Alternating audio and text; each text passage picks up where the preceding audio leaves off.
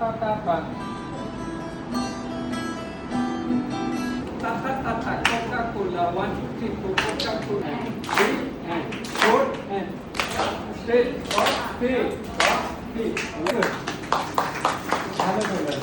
ছোট শিশুদের ক্ষেত্রে গান এবং রিদম, গানের ছন্দ এতটা সহজে কাজ করে কেন আপনার সেটা মনে হয়?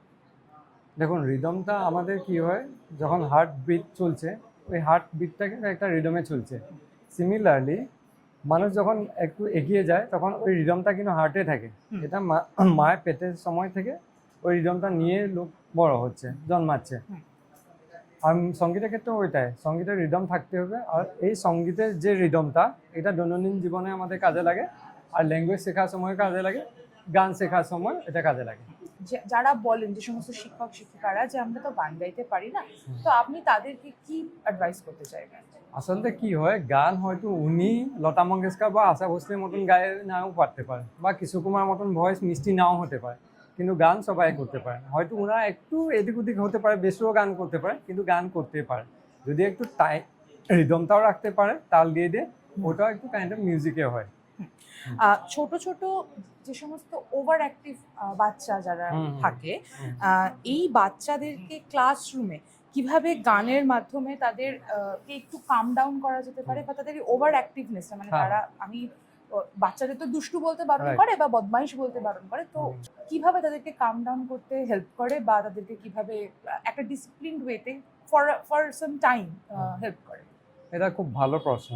এটা অ্যাকচুয়ালি কি, ইন্ডিয়ান ক্লাসিক্যাল হোক, ওয়েস্টার্ন ক্লাসিক্যাল হোক, যে কোনো ক্লাসিক্যাল মিউজিক শিখলে আপনি দেখবেন ওদের একটা ডিসিপ্লিন চলে আসে, কারণ মিউজিক এত কনসেন্ট্রেশন দেওয়া হয়, ওটা আপনি চলে আসবে।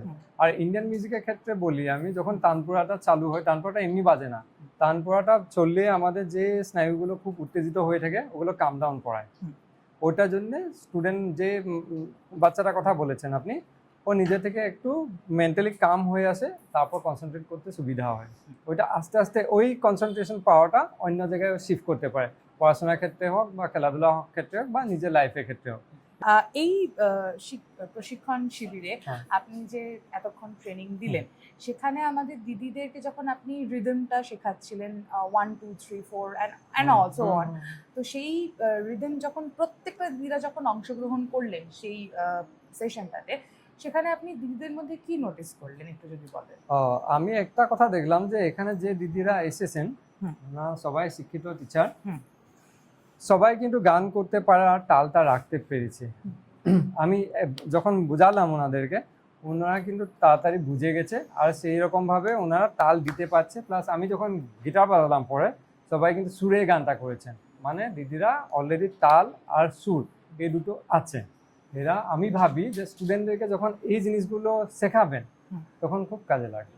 মানে আপনার কেমন লাগলো আজকের এই সেশনটা?